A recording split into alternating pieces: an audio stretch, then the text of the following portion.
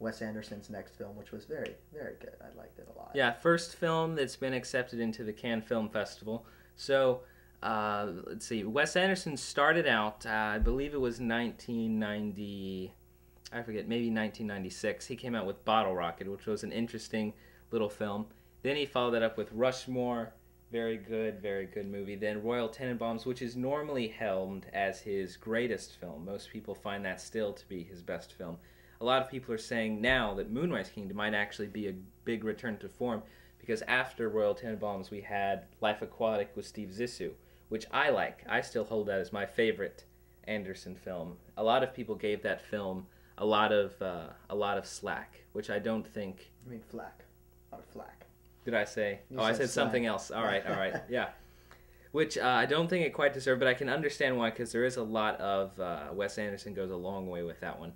Then you haven't seen Darjeeling Limited. No, that's the only Wes Anderson film I haven't seen actually. And that's the only one. Well, I do have some issues with Fantastic Mr. Fox, but I don't like Darjeeling Limited. I found that one scream-inducingly unfunny and very smug and very self-indulgent. Scream-inducingly? Yes, wow. Scream-inducingly unfunny.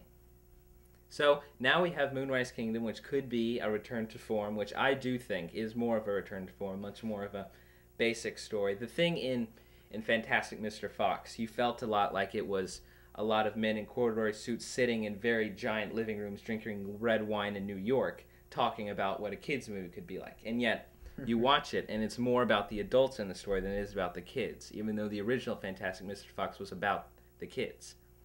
And now we have Moonrise Kingdom, and it starts the story is this boy and this girl, Sam and Susie, decide to run away in an introduction that is very it's non-linear about the first 30 minutes. So I like the way that he used that non-linear structure, but it does in the beginning give a feeling like it's going to be about the adults finding the kids more so than about the kids' relationship.